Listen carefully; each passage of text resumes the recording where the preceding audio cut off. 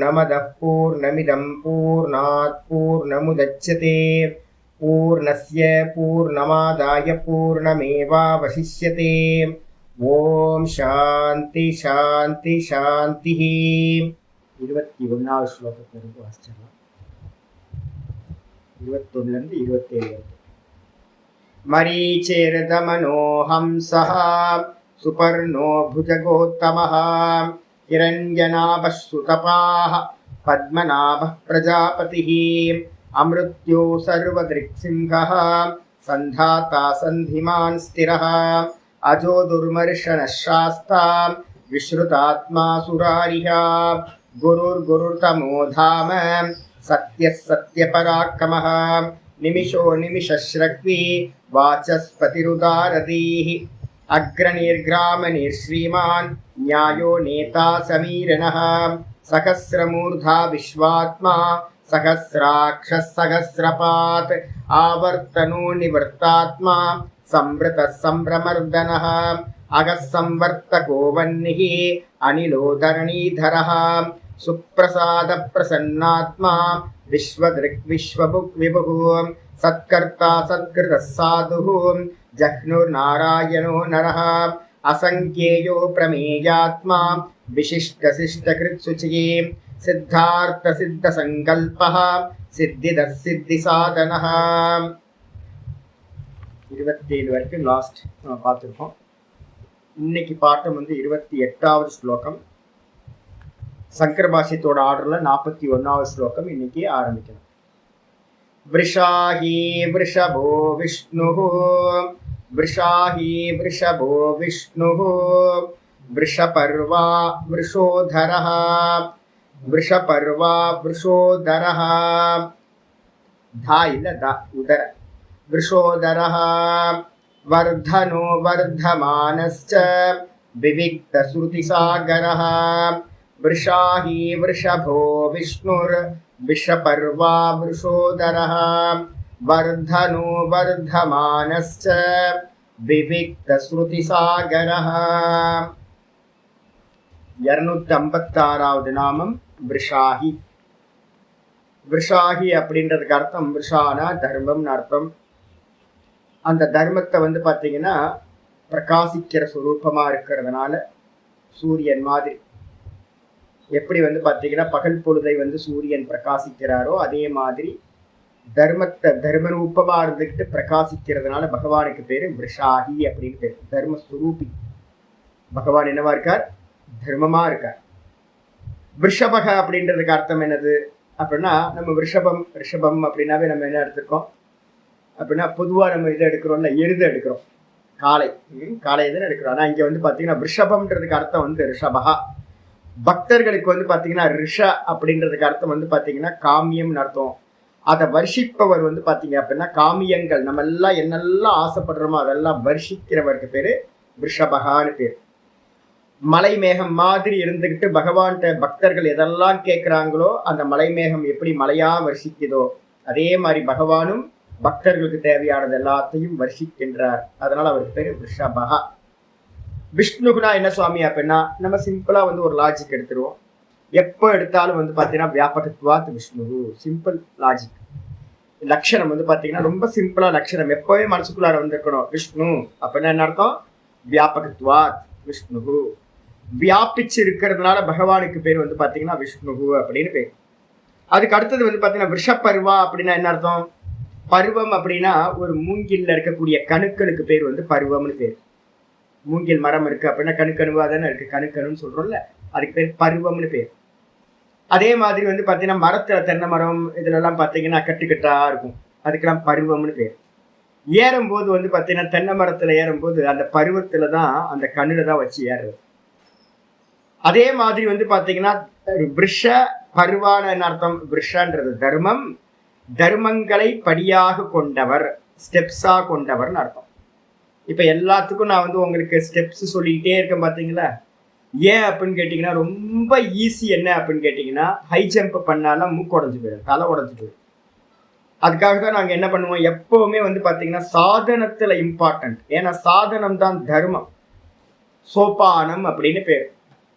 பகவான் வந்து பார்த்தீங்கன்னா பாஷ்யக்காரர் என்ன பண்ணியிருக்கார், சோப்பான பஞ்சகம் அப்படின்னு ஒரு பஞ்சகம் எழுதியிருக்காருல்ல, சாதனா பஞ்சகம்னு பேர். 40 கட்டளை எழுதியிருக்கார். 40 கட்டளைக்கும் பேர் வந்து 40 பருவம், 40 ஸ்டெப்ஸ், சோப்பானம்னு பேர். ஸ்டெப்ஸ் இருக்கு எல்லாத்துக்கும், ஈஸி, ரொம்ப ஈஸி. அந்த தர்ம வடிவத்துல வந்து பாத்தீங்கன்னா படியா இருந்துகிட்டு இருக்கவர் யார் அப்படின்னா பகவான் இருக்கார். அதனால அவருக்கு பேரு விஷப்பருவா. விஷம்னா தர்மம், பருவம்னா கணு, கணுனா படி, படி மாதிரி, ஸ்டெப்ஸ் மாதிரி. அதுக்கப்புறம் விஷோதரகர் என்ன அர்த்தம் அப்படின்னு கேட்டீங்கன்னா விஷ உதர. விஷனா தர்மம், அந்த தர்மத்தை வந்து பாத்தீங்கன்னா வயிறா கொண்டவர். இந்த ஜெகத் எங்க இருந்து சுவாமி உற்பத்தி ஆச்சு அப்படின்னா அவரோட வயிற்றுல இருந்துதான். அப்ப என்ன வயிற்றுல இருந்து எது உண்டாச்சு அப்படின்னு நம்ம பண்ண புண்ணிய கருமங்கள் இருக்குல்ல, அந்த கருமங்கள் எல்லாம் அவரோட வயிறா இருக்கு. அதுல இருந்து அந்த ஜெகத் வந்து பாத்தீங்கன்னா உண்டாயிட்டே இருக்கு. அதனால அவருக்கு பேரு விஷோதரகா அப்படின்னு பேரு, விஷோதரகா. வர்தனகன என்ன அர்த்தம் அப்படின்னு கேட்டீங்கன்னா வர்தன. வர்தனக அப்படின்னா எல்லாத்தையும் வளர்ப்பவர். எல்லாத்தையும் வளர்க்கிறதுனால அவருக்கு பேர், போஷாக்கு பண்றதுனால அவருக்கு பேர் வர்தனகா. வர்த்தமானஸ்ச அப்படின்னு என்ன அர்த்தம், தானும் வந்து பாத்தீங்கன்னா வளர்ந்து நிற்பவர். எந்த எந்த அவதாரத்துல, எல்லா அவதாரத்திலையும் என்ன அப்படின்னா வராக அவதாரத்திலையும் வளர்ந்து நின்னார். அதே மாதிரி வந்து பாத்தீங்கன்னா வாமன அவதாரத்திலையும் வளர்ந்து பூமிக்கு வானத்துக்கும் நின்னார். அதனால அவருக்கு பேர் வந்து பாத்தீங்கன்னா விஸ்வரூபம். அர்ஜுனனுக்கு விஸ்வரூபத்தை காட்டும் போதும் வானத்துக்கும் பூமிக்கும் நின்று காட்டினார். அதனால அவருக்கு வந்து பாத்தீங்கன்னா வர்த்தமானகன்னு பேர். வர்த்தமானக அப்படின்னா வளர்ந்து நிற்பவர், வானத்துக்கும் பூமிக்கும். அதுக்கப்புறம் விதிக்தக அப்படின்றதுக்கு அர்த்தம் என்ன அப்படின்னு கேட்டீங்கன்னா ஏகாந்தமா இருப்பவர். ஏன்னா ஏக்கமே அத்வித்தியம். இத்தனை நாமரூபங்களும் வந்து பாத்தீங்கன்னா எல்லாம் படிக்கிறமே, அவரோட ஏதாவது சம்பந்தம் இருக்கா சுவாமி அப்படின்னு கேட்டீங்கன்னா ஒரு புண்ணாக்கு சம்பந்தமும் இந்த ஜெகத்தோட அவருக்கு இல்லவே இல்லை. அவர் சதா காலமும் வந்து பாத்தீங்கன்னா என்னவா இருக்கார், சச்சிதானந்த பிரம்மஸ்வரூபமா அவர் இருக்கின்றார். அவரோட இந்த ஜெகத்துக்கு எந்த சம்பந்தமும் இல்லாம விவிக்தக அப்படின்னா என்ன அர்த்தம், சதா தனித்தவரா இருக்கின்றார். சுவாமி சீதா தேவி பூதேவி எல்லாம் இருக்காங்களே சுவாமி, ஸ்ரீதேவி பூதேவி எல்லாம் வந்து பக்கத்துல இருக்காங்க. அப்புறம் வந்து பாத்தீங்கன்னா வாட்டர் பெட் எல்லாம் பார்த்துருக்கோம். ஆதிசேஷன் எல்லாம் வந்து தாங்கிட்டு இருக்காரு அப்படின்னா ஒண்ணும் இல்லை, அதெல்லாம் மாயிக்க ரூபம். வாஸ்தவத்தில் அவர் என்னவா இருக்கார், சச்சிதானந்தமா ஏக்கமே அத்வித்தியமா இருக்கார். அதனால அவருக்கு பேர் விவிக்தகான்னு பேர். ஸ்ருதி சாகரக அப்படின்னா என்ன அர்த்தம், இந்த ஸ்ருதிகள்லாம் வந்து பாத்தீங்கன்னா லயமாகிற ஸ்தானமா எவர் இருக்காரோ, சாகரத்துல எப்படி நதிகள் ஒன்று கூடுதோ அதே மாதிரி பகவான் இடத்துல எல்லா ஸ்ருதிகளும் வந்து பாத்தீங்கன்னா லயத்தை அடைகின்றன. ஓங்கார ஸ்வரூபியா பகவான் இருக்கார். அதனால அவருக்கு என்ன பேரு அப்படின்னு கேட்டீங்கன்னா ஸ்ருதி சாகரக அப்படின்னு பேர். பாஷ்யத்துக்கு வந்திருக்கு, படிச்சிருக்கோம். 256வது நாமம் விருஷாஹி. விருஷோ அப்படின்னா தர்மக. தர்மகக்கு பேர் வந்து பாத்தீங்கன்னா தர்மத்துக்கு இன்னொரு பேரு விருஷோ, விருஷா அப்படின்னு பேர். எது, புண்ணியம். ஆச்சாரிய தெளிவா எழுதுறார், புண்ணியம். புண்ணியம் தான் தர்மம். எப்பவுமே தர்மத்தை பண்ணிக்கிட்டே இருக்கணும். எவ்வளவு சமயம் கிடைக்குதோ அவ்வளவு சமயத்துல வந்து பாத்தீங்கன்னா இப்போ கிளாஸ்ல உட்கார்றதுக்கு உட்கார்ந்துட்டேன், கிச்சு கிச்சு கிச்சு கிச்சுன்னு குருவிங்க டக்குன்னு ஒரு 2 கைப்பிடி அரிசி அள்ளி போட்டு வந்தாச்சு. பார்த்தா இந்த குருவிங்க என்ன ஆனந்தமா சாப்பிடுது. 7 சிஸ்டர்ஸ் இருக்குல்ல, என்ன சந்தோஷமா சாப்பிடுது. பக்கத்துல போய் நிக்கிறேன், ஒண்ணுமே பயந்தே போகுது. ஏன் அப்படின்னா அது தெரியும், சாமி வந்து பாத்தீங்கன்னா எதுவும் விரட்ட மாட்டாரு, நம்மள நமக்கு ஃபீடிங் பண்றாரு தெரியும். நல்லா அரிசியை போட்டு வந்தாலும் கச்சு கச்சு கச்சு கச்சுன்னு நிறைய சாப்பிடுச்சு. தர்மம் ஆயிடுச்சா. இதுக்கு ஏதாவது எங்கேயாவது போய் பண்ணணுமா, பேனர் போடணுமா, எங்கேயாவது வெளியூருக்கு போய் தர்மம் பண்ணலாமா, ஒரு மண்ணாங்கட்டி தர்மம் வேணாம். ஒன்று இப்போ வெயில் காலம் வருதா, வெயில் காலத்துல வந்து பாத்தீங்கன்னா நல்லா வந்து ஒரு தண்ணியில வந்து எப்பவுமே தண்ணியை வைங்க வீட்டுல. குருவிகளுக்கு வந்து பாத்தீங்கன்னா குருவிகளும் காக்கையும் வந்து பாத்தீங்கன்னா தண்ணி குடிக்கட்டும். யாராவது வந்தாங்க அப்படின்னா முடிஞ்சா வீட்டுக்கு வெளியில வந்து ஒரு பானையை வைங்க. பானையை வச்சுட்டீங்க அப்படின்னா வரவங்க போறவங்க தண்ணி குடிப்பாங்க. கொஞ்சம் நல்லா கிராமப்புறங்கள்ல இருந்தோம் அப்படின்னா ஆடு மாடு வரத்துக்கு தண்ணி குடிக்க வைக்கலாம். இது மாதிரி பண்றதுக்கு பெரிய இதெல்லாம் வேணாம், இதெல்லாம் புண்ணிய கர்மா. அப்ப இதுக்கு பேர் என்ன பேரு, தர்மத்துக்கு என்ன பேரு அப்படின்னா ஆச்சாரியர் சொல்றாரு விருஷோன்றது தர்மம், தர்மம்னா புண்ணியம். அந்த புண்ணியத்தையே ததியேவ அகஹா பிரகாச சாமர்த்தியாத், அதுதான் எப்படிப்பட்டது அப்படின்னு கேட்டீங்கன்னா பிரகாசத்தை உடையது. பகல் எப்படியோ, பகல் எப்படி பிரகாசமா இருக்கு, அதே மாதிரி வந்து பாத்தீங்கன்னா தர்மம் புண்ணிய கர்மா வந்து பாத்தீங்கன்னா பிரகாசமா இருக்கும், அந்த காரம் இல்லை. அப்ப அந்த புண்ணிய கர்மா வந்து பாத்தீங்க அப்படின்னா தர்மம்னு சொல்லக்கூடியது பகல் பொழுது போல ஈக்குவலா இருக்கிறதுனால விருஷோ. அது கூட வந்து பாத்தீங்கன்னா அகஹா, அகர்னா பகல் பொழுதுக்கு பேர், அகஹான்னு பேர். பகல் பொழுது போல இந்த தர்மம் வந்து பார்த்தீங்கன்னா பிரகாசமா இருக்கிறதுனால என்னது அப்படின்னா விருஷாக அப்படின்னு சேர்த்துறோம். துவாதசாக பிரபிருத்திபிர் விருஷாக. நான் இன்னைக்கு உங்களுக்கு சொன்ன ஒரு சோமயாகத்தை பத்தி காலையில சொல்லிட்டு இருந்தேன். சோமயாகத்துல ஏகப்பட்ட வெரைட்டி இருக்கு, ஏகப்பட்ட வெரைட்டி. சோம ரசத்தை வச்சு பண்ணக்கூடியது இருக்கு. அதுல ஸ்பெஷலா என்ன இருக்கு அப்படின்னா துவாதசாக அப்படின்னு ஒரு யஜ்யம் இருக்கு. 12 மாசம் பண்ணக்கூடிய யஜ்யம் வந்து பார்த்தீங்கன்னா துவாதசாக அப்படின்னு ஒரு யஜ்யம்.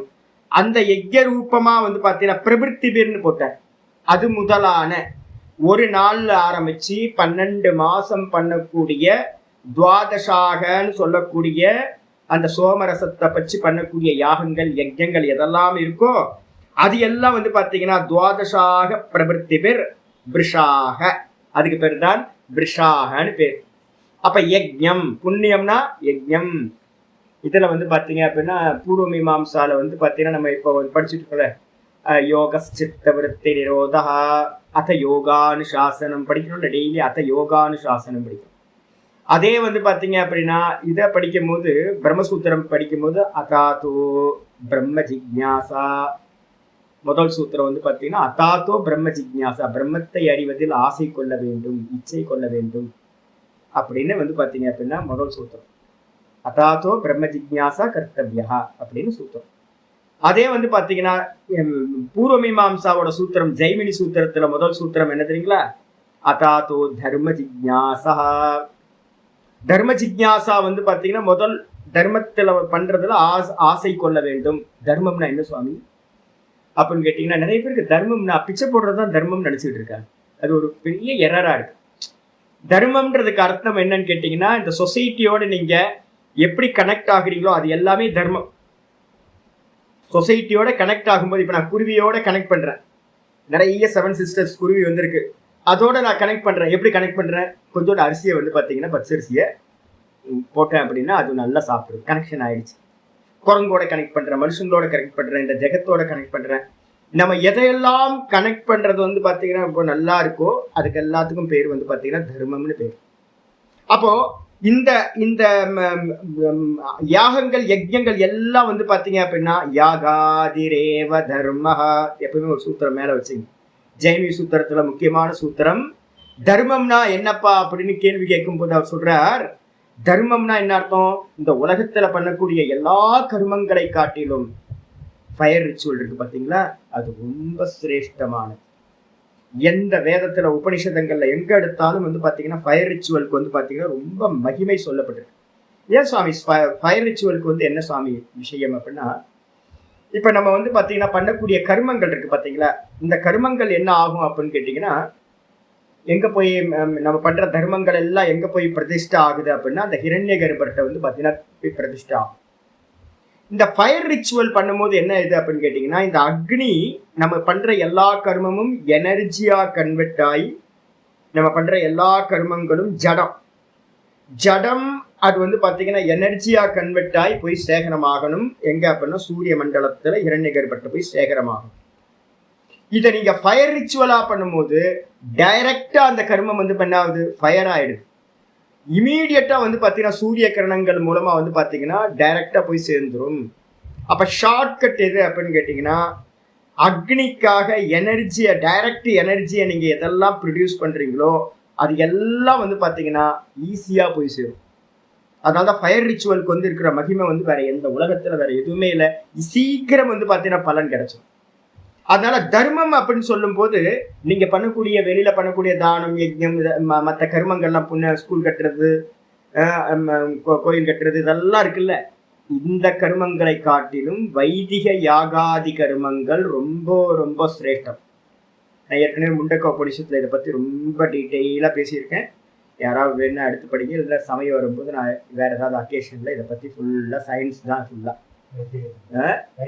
தைத்திரியத்துல வரப்போகுது. ஆமா, தைத்திரியத்துல அடுத்து வரப்போகுது. அப்ப நான் வந்து உங்களுக்கு நல்ல உபாசனைக்கு ஏற்ற மாதிரி நான் சொல்றேன்.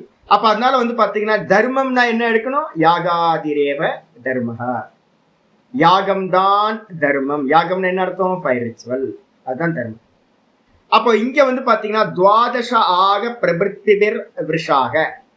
துவாதசாகன்னு சொல்லக்கூடிய யஜ்யங்கள் முதலிய யஜ்யங்கள் எல்லாமே விருஷாகன்ற பேர்ல சொல்லப்படுது. சோ அஸ்ய அஸ்தி இதி விருஷாகி. இந்த யஜ்யங்கள் எல்லாம் யார் இடத்துல இருக்கு? பகவான் இடத்துல இருக்கிறதுனால அந்த பகவானுக்கு பேரு விருஷாகி. தண்டி, தண்டத்தை உடையவன் தண்டி. அதே மாதிரி வந்து பாத்தீங்க அப்படின்னா மாலி, வனமாலி நம்ம சொல்றோம்ல, மாலையை அணிந்தவன் மாலி.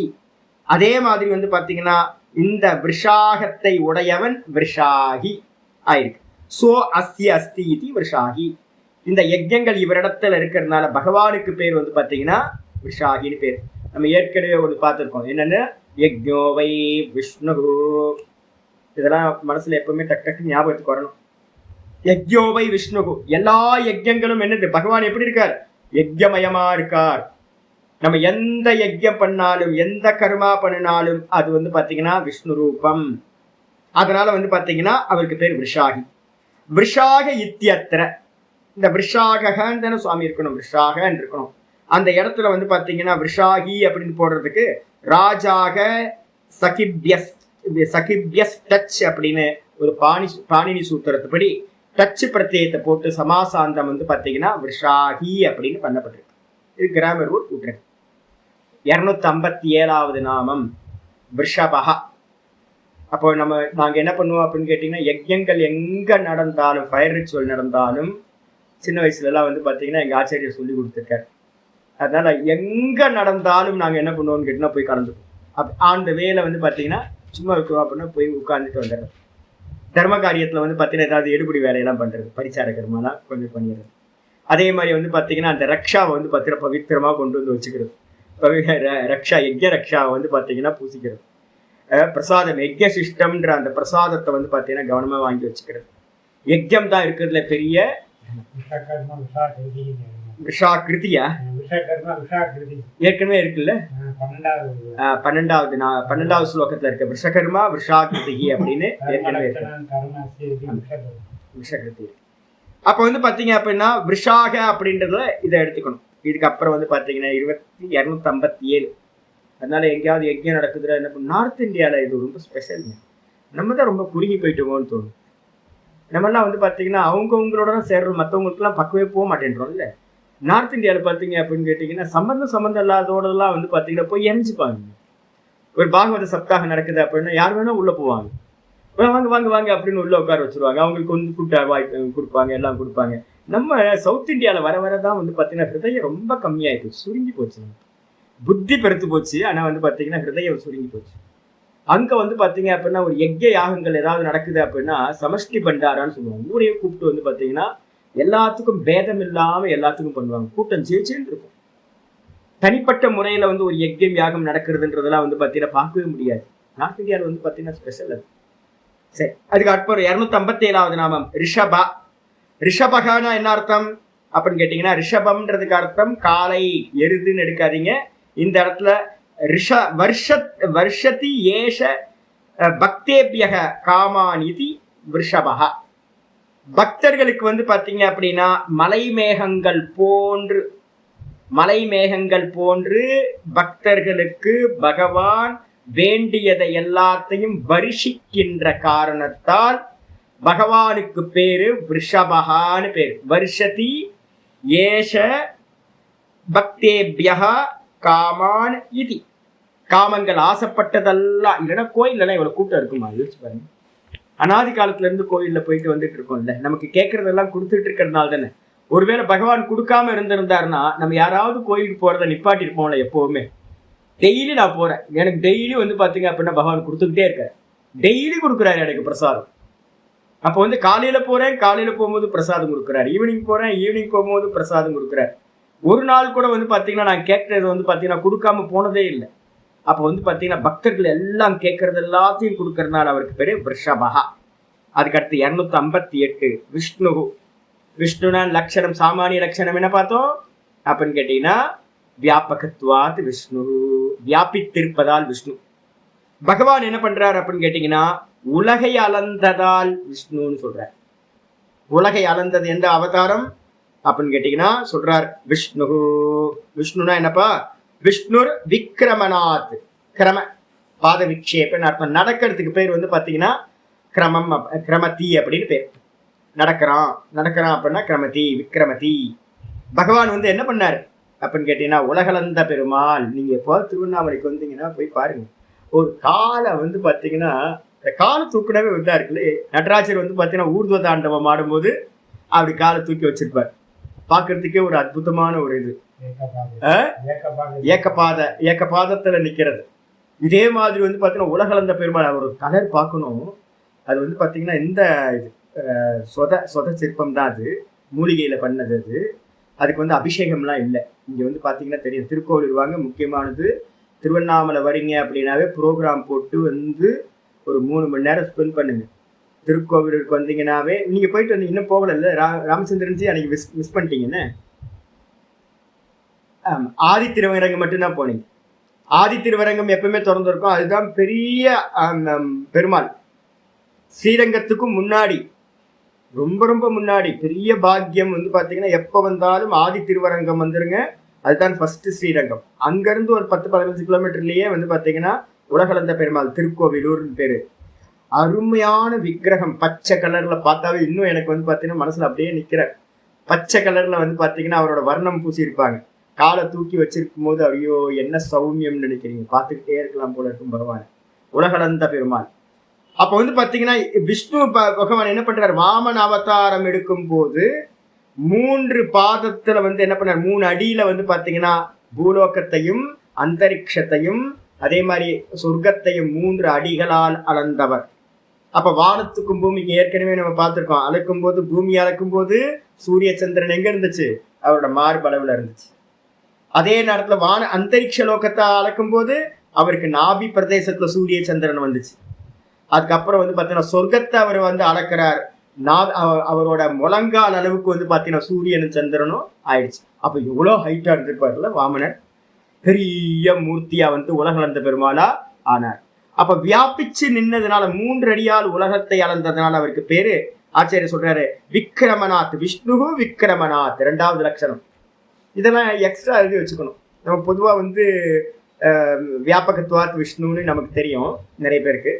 நம்ம விஷ்ணு விக்ரமநாத் அப்படின்னு புரிஞ்சுக்கணும். அதனால்தான் வந்து பாத்தீங்கன்னா பகவான் வந்து பாத்தீங்கன்னா என்னவா இருக்கான்னு நான் ஏற்கனவே சொல்லியிருக்கேன். டெய்லி இதை பண்ணணும். நீங்க ராத்திரியில வந்து பாத்தீங்கன்னா உங்க காலை தொட்டு கும்பிட்டுங்க. பகல்ல வந்து பாத்தீங்கன்னா குளிக்கும் போது நல்லா பாதத்தை வந்து கொஞ்சம் மசாஜ் பண்ணி குளிங்க. ஏன் அப்படின்னு கேட்டீங்கன்னா பாதமா யார் இருக்கா, பகவான் இருக்கா அப்படின்னு வந்து பாத்தீங்கன்னா முதல்ல காலையிலயும் ராத்திரியும் வந்து பாத்தீங்கன்னா நம்ம பகவானை வந்து பாத்தீங்கன்னா நம்ம கால் ரூபத்துலதான் இருக்காரு அப்படின்னு நமஸ்காரம் பண்ணிக்கிறோம். விஷபருவான என்ன சுவாமி அப்படின்னா 259வது நாமம் விஷபருவா. விஷபருவான என்ன அர்த்தம் அப்படின்னா விஷரூபாணி. விஷனா ஏற்கனவே நம்ம பார்த்திருக்கோம். என்னது, தர்மம் புண்ணியம் எதனா பார்த்திருக்கோம். 3 நாமத்துக்கு முன்னாடி 256வது நாமம் விஷாகின்னு பார்த்தோம்ல. அதேதான் இங்க விஷபருவா. விஷன்றதுக்கு அர்த்தம் தர்மம். அந்த தர்ம வடிவுல பருவம்னா என்ன அர்த்தம், ஸ்டெப்ஸ் கணு அப்படின்னு அர்த்தம். கணுவை பிடிச்சு ஏறிக்கலாம். நம்ம மரம் ஏறுறோம் அப்படின்னா தென்னை மரம் ஏறுறவங்களுக்கு தெரியும். அந்த கணுல தான் காலை வச்சு மேலே ஏறுவாங்க. பிடிமானமா வச்சுக்கிறது. அதுக்கு பேர் இங்க வந்து ஆச்சாரியர் சொல்ல போறாரு என்னன்னா சோபானம்னு பேரு, ஸ்டெப்ஸ்ன்னு பேரு, ஸ்டேர்கேஸ்ன்னு பேரு. அப்ப தர்மத்தையே வந்து பாத்தீங்கன்னா ஸ்டெப்ஸா வச்சு இருக்கிறவர் யாரு அப்படின்னா பகவான். அதனால அவருக்கு பேரு விஷபருவா அப்படின்னு பேரு. பாஷிகர் சொல்றார் விஷரூபாணி. விஷரூபாணினா தர்ம ரூபாணி. பகவான் வந்து பாத்தீங்கன்னா தர்ம வடிவா இருக்கார். எப்பெல்லாம் ஒருத்தர் வந்து பாத்தீங்கன்னா தர்மம் பண்றாரோ அப்பெல்லாம் ஈஸ்வரன் இருக்காருன்னு அர்த்தம். ஈஸ்வர சுரூபமா அங்க வந்து அந்த ரூபத்துல வந்து பகவானே வந்துடுறார். அதனால சதா காலமும் நீங்க என்ன பண்ணணும், எப்பவுமே நான் தான் சொல்லிட்டு இருக்கேன், எத்த பண்ணாலும் காலையில இருந்து ராத்திரி வரைக்கும் வந்து பாத்தீங்கன்னா ஏதோ ஒரு விதத்துல தர்மத்தை பண்ணிக்கிட்டே இருக்கும். ஏதோ ஒரு விதம். சும்மா இருக்கும்போது அது வந்து பாத்தீங்கன்னா நாமத்தை சொல்றது ஒரு தர்மம். சும்மா இருக்கும்போது வந்து பாத்தீங்கன்னா பகவானோட ஒரு புக் எடுத்து படிச்சீங்கன்னா பகவானோட சிந்தனை பண்ணீங்கன்னா தர்மம். வெளியில இறங்குனீங்கன்னா வந்து பாத்தீங்கன்னா எறும்புல இருந்து ஆரம்பிச்சு இங்க நிறைய ஜீவர்கள் இருக்காங்க, நம்மளால முடிஞ்சதை ஃபீடிங் பண்ணிட்டே போறீங்கன்னா தர்மம். 4 பேருக்கு நல்ல வார்த்தையை சொல்றீங்கன்னா தர்மம். அப்ப வந்து பாத்தீங்கன்னா எல்லாத்தையும் காலையிலிருந்து சாயந்தரம் வரைக்கும் தர்மத்தை பண்ணிக்கிட்டே இருக்க முடியும். அது இல்லாம வர்ண தர்ம ஆசிரம தர்மங்கள்னு பகவான் தான் பண்ணி வச்சிருக்கார். அப்ப வந்து பாத்தீங்கன்னா எல்லா தர்மங்களும் எப்படிப்பட்டதுன்னா விஷரூபாணி சோபான பருவாணி ஆகுகு. சோபானம்ன்றதுக்கு அர்த்தம் ஸ்டேர் கேஸ்ல இருக்க ஸ்டெப்ஸ். அது மாதிரி வந்து பாத்தீங்கன்னா இந்த தர்ம ரூபமானது ஸ்டேர் கேஸ்ல இருக்க ஸ்டெப்ஸ் மாதிரி சொல்லப்பட்டிருக்கு. பரம் தாம ஆறு ருக்ஷோஹோ. பரம் தாமம் இது பரமபதம், பகவானோட பரமபதம். பரமபதம் எங்க இருக்கு? எங்க கைலாயத்துக்கு போய் அடைய போறீங்களா? இல்ல இல்ல. விஷ்ணு எங்க இருக்கார்? சர்வ வியாபகம். அந்த சர்வ வியாபகமா என்னை நான் அடைஞ்சேன் அப்படின்னா, பகவான் அடைஞ்சேன் அப்படின்னா அதான் பரமபதம். தத் விஷ்ணு பரமம் பதம். அதுதான் விஷ்ணுவோட பரமபதம். அகம் பிரம்மாஸ்மின்ற ஞானத்தை அடையிறது தான் வந்து பாத்தீங்கன்னா பரமபதம். அந்த பரமபதத்தை வந்து அடையணும்னு யாருக்கு வந்து பாத்தீங்கன்னா பரம் தாம, தாமனா ஸ்தானம், அந்த பரமாத்மாவோட ஸ்தானத்தை அடையறதுக்கு யாருக்கெல்லாம் வந்து பாத்தீங்கன்னா ஆறு ருக்ஷோஹோ, யாரெல்லாம் அந்த பரமபதத்தை ஏறி அடையணும்னு ஆசைப்படுறானோ அவங்களுக்கெல்லாம் வந்து பாத்தீங்கன்னா இந்த தர்மங்கள் தான் வந்து பாத்தீங்கன்னா ஸ்டெப்ஸா இருக்கு. ரொம்ப முக்கியமானது. இன்னைக்கு கூட ஒரு பிரவச்சன கருத்தா ரொம்ப அருமையா பேசினார், நல்ல வைஷ்ணவர். அவர் சொன்னார், நீங்க என்ன வேணா கோயிலுக்கு போங்க, தர்மம் இல்லை அப்படின்னா சுவாமி நீங்க பண்ற எதையுமே ஸ்வீகாரம் பண்ணிக்க மாட்டார். எனக்கு அப்படியே சந்தோஷமா இருந்துச்சு. நல்ல பிரவச்சன கருத்தா. யார் பேரு? வெங்கடேஷ். அவரோட ஆள் தெரியல. நல்லா சொன்னார். வெங்கடேஷ் ஒருத்தர் பண்றாருல, டாக்டர் வெங்கடேஷ். டாக்டர் வெங்கடேஷ் நல்லா அருமையா பேசுறாரு. அவர் இன்னைக்கு நான் இன்னைக்கு லைட்டா ஏதோ ஒன்று கேட்டேன். அதுல சொன்னார், நம்ம ஏதாவது வந்து இப்ப நிறைய பேர் தப்பான கர்மங்கள்லாம் பண்ணிட்டு வந்து பாத்தீங்கன்னா சுவாமிகிட்ட போய் எக்ஸ்கியூஸ் பண்ணிக்கலாம் அப்படின்னு நினைக்கிறாங்க. அதெல்லாம் பண்ண முடியாது. நீங்க தர்மியா இருந்தா மட்டும்தான் ஒரு வில்வ தளத்தை எடுத்து கொண்டு போய் போட்டீங்கன்னா, ஒரு துளசி தளத்தை கொண்டு போய் போட்டீங்கன்னா போதும், சந்தோஷமா இருந்துருவார். நீங்க அக்கிரமம் பண்ணிக்கிட்டு, அநியாயம் பண்ணிக்கிட்டு, அதர்மம் பண்ணிக்கிட்டு, நிறைய டொனேஷன் கொடுத்து நிறைய பாலபிஷேகம் நெய்யபிஷேகம்லாம் பண்ணா சுவாமி வந்து பாத்தீங்கன்னா ஸ்வீகாரம் பண்ணவே மாட்டார். இது முக்கியம். அப்ப யாரெல்லாம் மோட்ச பதத்துல ஏறணும்னு ஆசைப்படுறார்களோ அவர்களுக்கெல்லாம் தர்ம ரூபத்துல ஸ்டெப்ஸா இருக்கிறவர் யாரு? பகவான் தான். பகவான் தான் ஸ்டெப்பா தர்மமா இருக்கார். அதனால அவருக்கு பேரு விஷபர்வான்னு பேரு. அடுத்து 260வது நாமம் விஷோதரஹ. விஷோதரகனா என்ன அர்த்தம் அப்படின்னு கேட்டீங்கன்னா, விஷ ரெண்டு அர்த்தம் எடுங்க இதுக்கு. விஷ உதர இது விஷோதர. விஷனா இப்பதான் பார்த்துட்டு இருக்கோம்ல, விஷனா தர்மம். தர்மத்தை வந்து பாத்தீங்கன்னா வயிற்றில் வைத்தவர். இதுக்கு என்ன அர்த்தம் சுவாமினா ஹிரண்ய கர்ப்பர்னு அர்த்தம் எழுதிங்க. பக்கத்துல ஹிரண்ய கர்ப்பர்னு எழுதிங்க. ஹிரண்ய கர்ப்பருக்கு தான் வந்து பாத்தீங்கன்னா கர்ம பல தாத்தான்னு பேர். ஹிரண்ய கர்ப்பத்தை தான் வந்து பாத்தீங்கன்னா நம்ம பண்ற எல்லா கர்மங்களும் தர்மங்களும் எங்க போய் ஸ்டோர் ஆகுது? மனுஸ்மிருதியில சொல்லுது. இங்க வந்து நம்ம எந்த யஜ்யம் புண்ணியம் பாப்பம் எல்லாம் பண்றோமோ அது எல்லாம் ஸ்டோர் ஆகிற இடம் வந்து பாத்தீங்கன்னா ஹிரண்ய கர்ப்ப தத்துவம். ஹிரண்ய கர்ப்ப தத்துவம் தான் பெரிய வயிறு, கோல்டன் எக்கு நம்ம சொல்றோம்ல. ஹிரண்ய கர்ப்பக, கர்ப்பம் என்னது? அந்த வயிறு. அதுலதான் வந்து பாத்தீங்கன்னா எப்படி அப்பாவோட அம்மாவோட 2 சுக்ல சோடிதம் சேர்ந்து கர்ப்பம் தரிக்குதோ அதே மாதிரி அங்க வந்து பாத்தீங்கன்னா சமஷ்டி கர்மங்கள் வந்து பாத்தீங்கன்னா ஸ்டோர் ஆகுது. அங்கிருந்து மெச்சூரிட்டி ஆகிதான் வந்து பாத்தீங்கன்னா இந்த ஜெகத்துல இருக்கிற எல்லா பிரஜைகளும் உண்டாகிறார்கள். இந்த பிரஜைகளுக்கு நம்ம எல்லாத்துக்கும் வந்து பாத்தீங்கன்னா நமக்கு எங்க இருந்து பலன் கிடைக்குது அப்படின்னா அங்க மெச்சூரிட்டி ஆன கர்மத்துக்கு ஏற்ற மாதிரி பகவான் என்ன பண்றார்? கர்ம பலன்களை கொடுக்கிறார். இப்ப நம்ம இந்த பிரஜைகள் எல்லாம் எங்க இருந்து உண்டாகிறாங்க சுவாமி அப்படின்னா அந்த ஹிரண்ய கர்ப்ப தத்துவத்துல இருந்து உண்டாகிறாங்க. ஹிரண்ய கர்ப்பம்னா என்ன அர்த்தம்? வயிறு, கோல்டன் கர்ப்பம், தங்க முட்டை. அந்த தங்க முட்டை தான் இங்க வந்து பாத்தீங்கன்னா விஷோதர அப்படின்னா என்ன அர்த்தம்?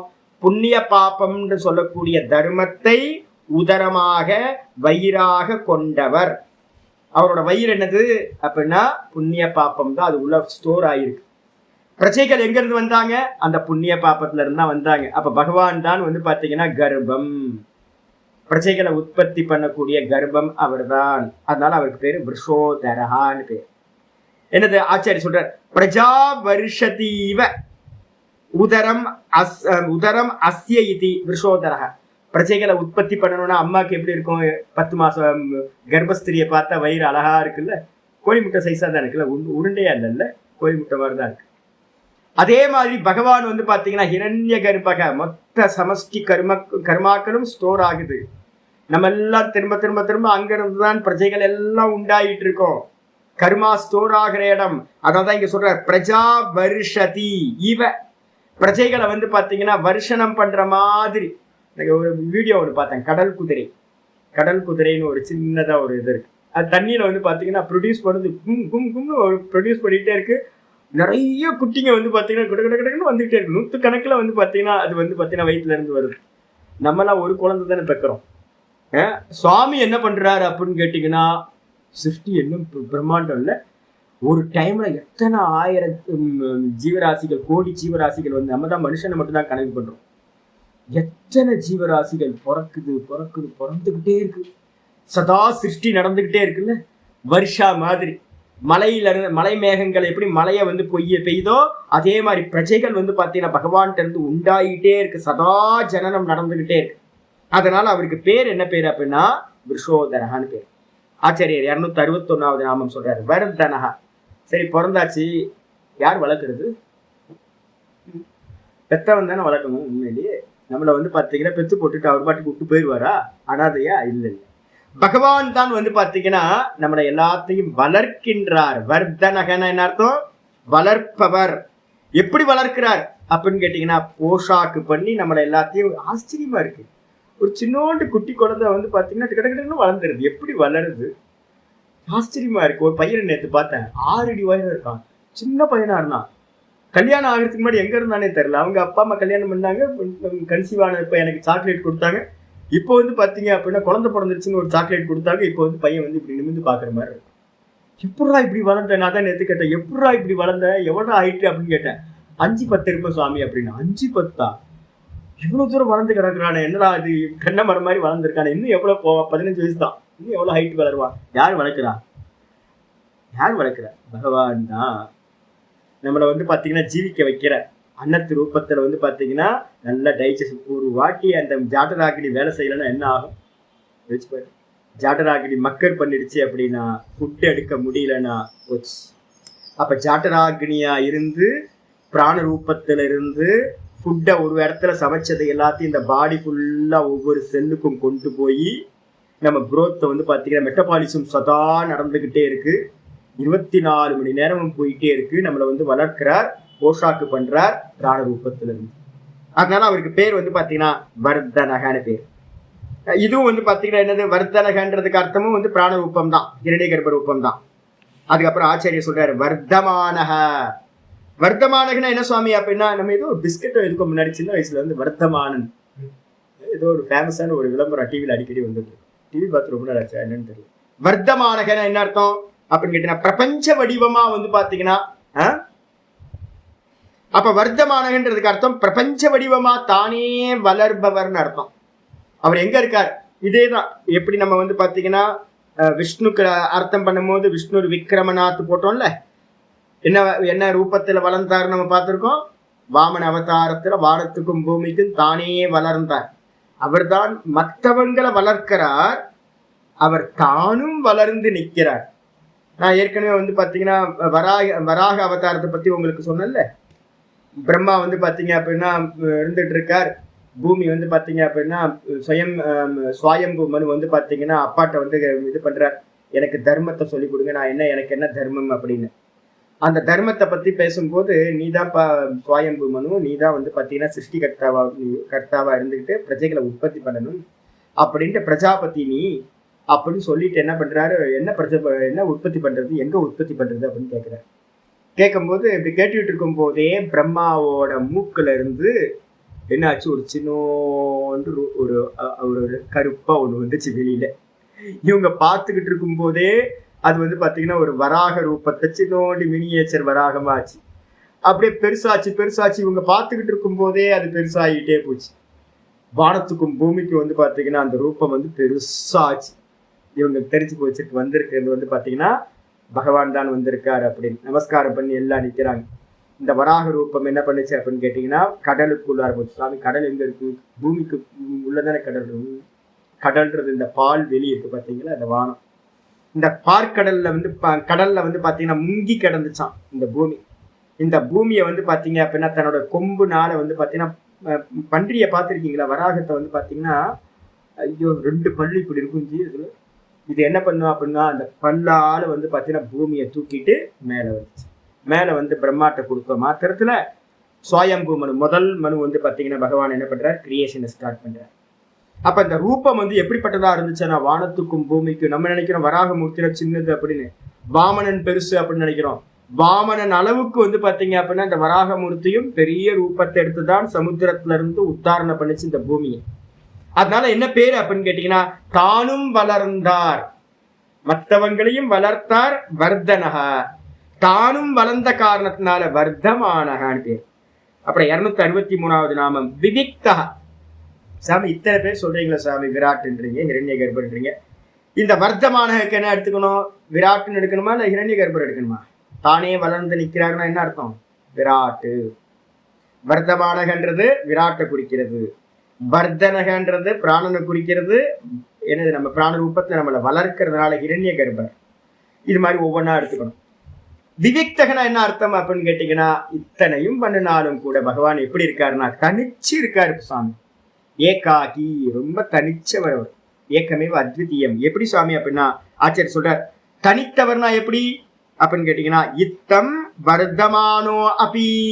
ஆச்சாரியர் சொல்றார், இந்த விதமா வானத்துக்கும் பூமிக்கும் வளர்ந்து நின்னாலும் கூட, பெரிய ரூபமா ஆனாலும் கூட பகவான் எப்படி இருக்கார்? பிருத்தக்யேவ திஷ்டதி. இதோட சம்பந்தம் இல்லாம அவர் நிற்கின்றார். சம்பந்தம் இல்லாம நிற்கிறார்னா எப்படி நிற்கிறார்? இப்ப நம்ம சொன்னதெல்லாம் எங்க நடக்குது? காட்சிகள். அவர் வராக அவதாரம் எடுத்தாரு. அஜோபிசன் நவ்யாத்மா பூதானாம் ஈஸ்வரோபிசன். கீதால நான் சொல்லிட்டே இருக்கிறேன், பகவான் பாத்தீங்கன்னா இது எடுக்கவே இல்லை. எப்படின்னா அவ்யக்தோ வியக்திமாபன்னம் மன்யந்தே மாம புத்தயா. நான் அவ்யக்தமா இருக்கேன், நான் எப்பவுமே வெளிப்படுவதே இல்லை, அவதாரம் எடுக்கவே இல்லை. எல்லாம் சினிமா மாதிரி போயிட்டு இருக்கு. சினிமாக்கும் அந்த ஸ்கிரீனுக்கும் எப்படி சம்பந்தம் இல்லையோ அதே மாதிரி பகவான் அந்த ஸ்கிரீன் மாதிரி இருக்கார். அவர் எப்பவுமே தனிச்சதுதான். ஸ்கிரீனை போய் கேட்டா, என்னப்பா நிறைய ஹீரோயின்லாம் பாக்குறப்பல இருக்க, ஹீரோவா ஹீரோயினா, என் மேல ஒண்ணுமே இல்லையே, எனக்கு நான் எப்பவுமே தனியா தான் இருக்கேன் அப்படின்னு ஸ்கிரீன் சொல்லும். ஸ்கிரீன் அப்படித்தானே சொல்லும். ஏன்னா ஸ்கிரீனுக்கு தெரியவே தெரியாது தனக்கு மேல காட்சிகளை மக்கள் பாக்குறாங்கன்னு. ஸ்கிரீனுக்கு ஒரு கொஞ்சம் கூட தெரியாது. தங்கத்துக்கு தெரியுமா நம்ம தங்கத்துக்கு மேல ஆபரணங்கள்லாம் பாக்குறாங்க அப்படின்னு? தங்கத்துக்கு தெரியவே தெரியாது. இவனுங்க நம்ம மேல ஏகப்பட்ட பேரை வச்சு விவகாரம் பண்ணிட்டு இருக்காங்கன்னு தங்கத்துக்கு தெரியவே தெரியாது. கயிறுக்கு பாத்தீங்கன்னா தான் மேல ஒருத்தன் பாம்பை பார்த்து பயப்படுறான்னு கைத்துக்கு தெரியவே தெரியாது. சிப்பிக்கு தெரியவே தெரியாது தான் மேல ஒருத்தன் வெள்ளிய பாக்குறான்னு தெரியவே தெரியாது. ஒரு மாலையை பாத்தீங்கன்னா நான் தான் ஒரு மாலையை பாத்தீங்கன்னா போட்டிருந்தேன். அது திடீர்னு என்ன போச்சு, இந்த குரங்கு பாத்தீங்கன்னா மாலை காஞ்சோன்னு அந்த மாலையை எடுத்து அப்படி இங்க என்னோட மொட்டை மாடியில அந்த பக்கம் போட்டிருந்துச்சு. நான் என்ன பண்ணேன், ஏதோ அதான் பாருங்களேன், அந்த லைட்டை போடாம நான் என்ன பண்ணிட்டேன், அப்படி சில லைட்டே போட மாட்டேன், அந்த பக்கம் சைட்ல போன பாருங்க. போனோம் அந்த மாலை பாத்தீங்கன்னா பாம்பு மாறியது, டக்குனு பாம்பு மாறியது. இவ்வளவு வேதாந்தம் எடுத்துக்கிட்டு இருக்கு, அப்ப கூட பாத்தீங்கன்னா மாலை என்னவா தெரியுது, பாம்பாது. என்ன ஸ்பெஷல் அப்படின்னா, நான் மாலை எனக்கு பகல்ல பார்த்துருந்தேன்னா எனக்கு ஒன்றும் பிரச்சனை இல்லை. ஈவினிங் டைம்ல அந்த குரங்கு என்ன பண்ணிடுச்சு, அந்த மாலையை பிச்சு அங்க போட்டு போயிடுச்சு. அப்ப என்னோட நாலேஜ்ல அங்க எதுவுமே இல்லை, மாலையோ இதோ எதுவுமே இல்லை. நான் அப்படி போய் பாக்குறேன், பாம்பு மாதிரி இருக்கு. அப்படியே நின்ட்டேன். இப்படி பாம்பு மர ஏறி வந்திருக்குமோ அப்படின்னு யோசிச்சுட்டு திரும்ப ரிட்டர்ன் லைட்டை போட்டுட்டு போய் பாக்குறேன், அது அப்படியே பாம்பா இருக்கு, இது மாலையா இருக்கு. அப்ப நான் பாம்பா பாக்குறது எதுவுமே அந்த மாலைக்கு என்ன வரல, தெரியவே தெரியாது. அதிஷ்டானம் எப்பவுமே எப்படி இருக்கு, கல்பனைகள் இல்லாமல் ஏக்கமே அத்விதீயமா தனிச்சுதான் இருக்கு. அதே மாதிரி பகவான் இந்த ஜெகத்தோட எந்த சம்பந்தமும் இல்லாமல் எப்பவுமே தனித்தே இருக்கிறார். 9வது அத்தியாயம் படிச்சுக்கிட்டு இருக்கோம். 4ல இருந்து 10 ஸ்லோகம் வரைக்கும் திரும்ப எடுத்து பார்த்துங்க. விவிக்தகான்னு பேரு. ஏகாக்கியா இருக்கார், தனிச்சு இருக்கார், அத்வைத சுரூப்பியா இருக்கார். அது அப்புறம் ஸ்ருதி சாகரகன்னு என்ன சுவாமி? 264வது நாமம் ஸ்ருதி சாகரக. ஸ்ருதயா சாகர இவ அத்திர நிதியந்தே. இந்த ஸ்ருதிகள் எல்லாம் பாத்தீங்கன்னா எந்த இடத்துல போய் நிதியந்தேன்றதுக்கு அர்த்தம் லயம் அடைகின்றன அர்த்தம் எடுக்கணும். இந்த ஸ்ருதிகள் எல்லாம் எந்த இடத்துல போய் லயம் அடையுது அப்படின்னு கேட்டா, ஸ்ருதியோட வேதங்களோட சாரம் என்னன்னு சொல்லியிருக்கேன். அப்படின்னா நான் சாந்தோக்கிய உபனிஷத் சொல்லியிருக்கேன்.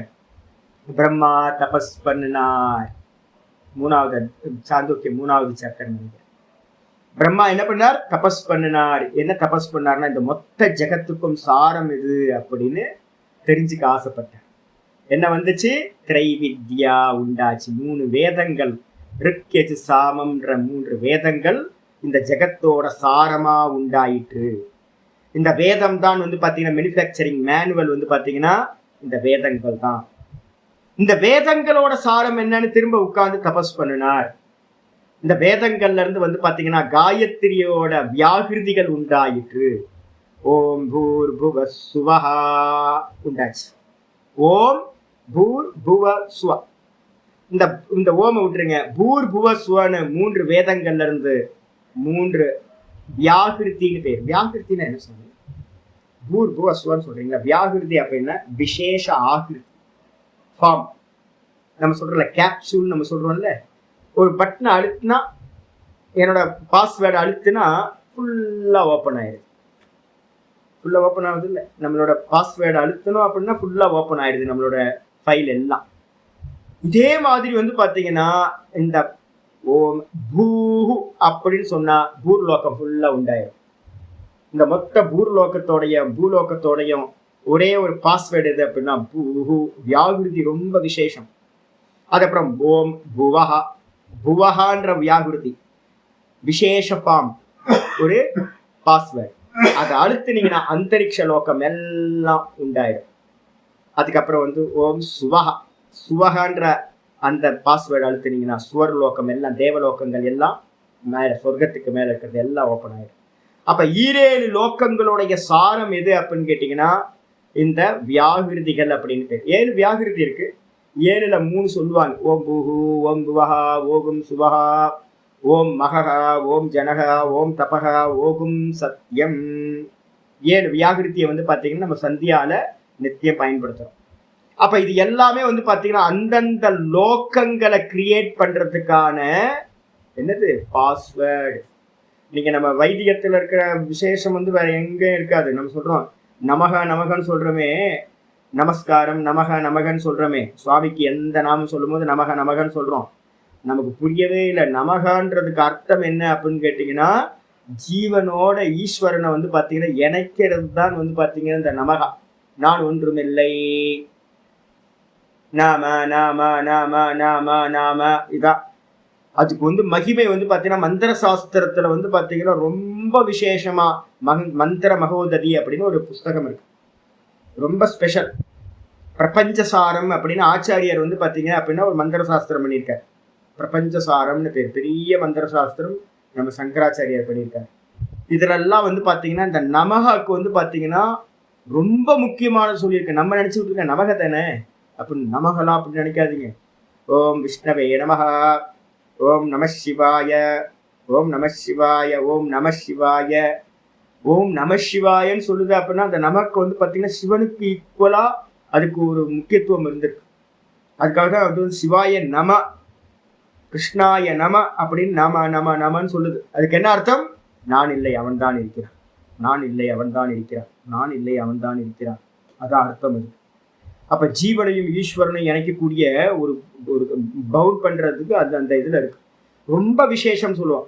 அதே மாதிரி வந்து பாத்தீங்க அப்படின்னா இந்த வியாகிருதிகளுக்கு வந்து பாத்தீங்கன்னா ரொம்ப இம்பார்ட்டன்ட் கொடுக்கும். ஓங்காரத்துக்கு ஈக்குவலா வந்து பாத்தீங்கன்னா வியாகிருதிகளுக்கு. ஏன்னா டும் டும் டும்னு அந்த அக்ஷரத்தை சொன்ன மாத்திரத்துல பிரம்மா என்ன பண்றார்? ஓம் பூஹு டும், இந்த பூலோகம் உண்டாயிடுச்சான்.